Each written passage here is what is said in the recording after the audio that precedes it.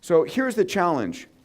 We are all local and linear thinkers. The way that our brains have 100 billion neurons and 100 trillion synaptic connections.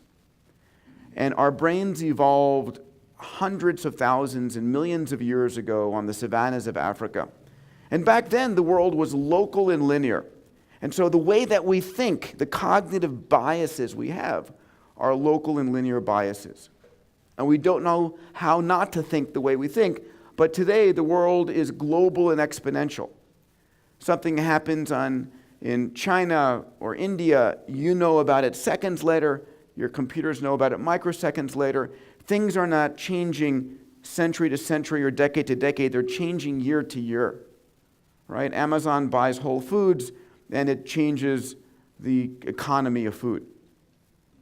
In my last book, Bold, which I guess translated here as exponential opportunities in Portuguese, I talk about the story of Kodak.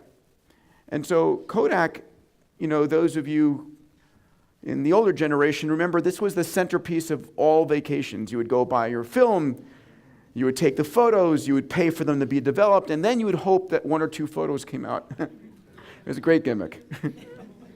And so Kodak is a $28 billion company. It's at the top of its game in 1996.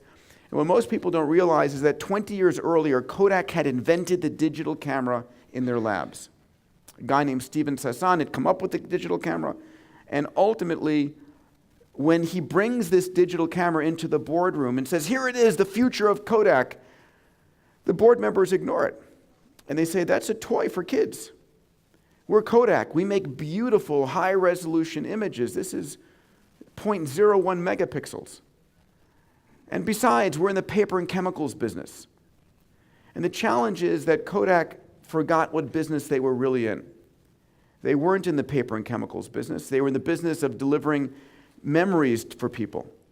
And so by 2012, Kodak goes bankrupt, put out of business by the very technology that they had invented.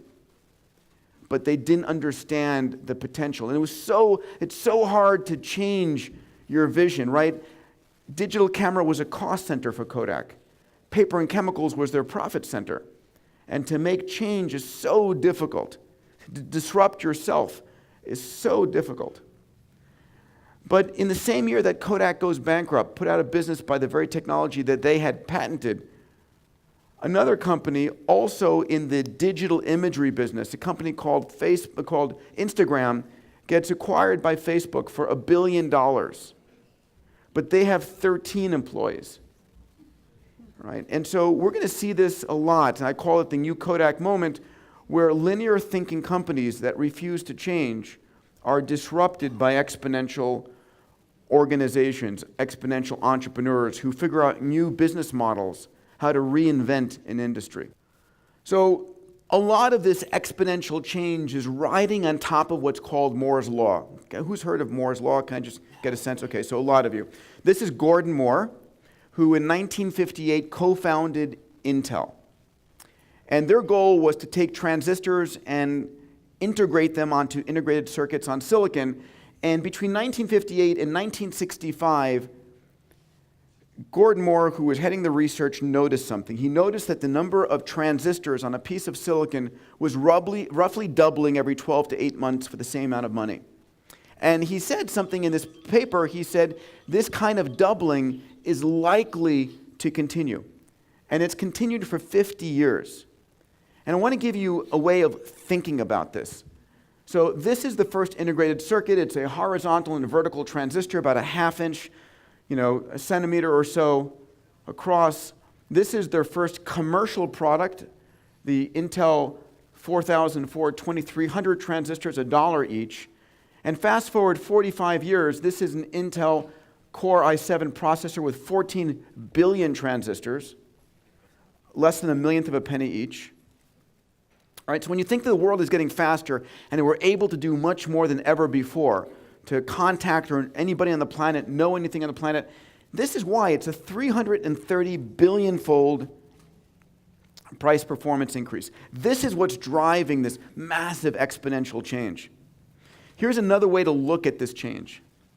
In 1956, this was a 5 megabyte hard drive for $120,000, and if you happen to have your cargo airplane, you could move it from office to office.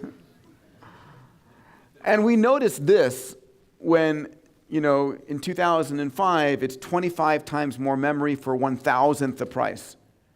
But did you notice when this happened, where 9 years later, it's 128 gigabytes now, 1,000 times more memory for the same price? Right on schedule. And here's the point, it's not slowing down.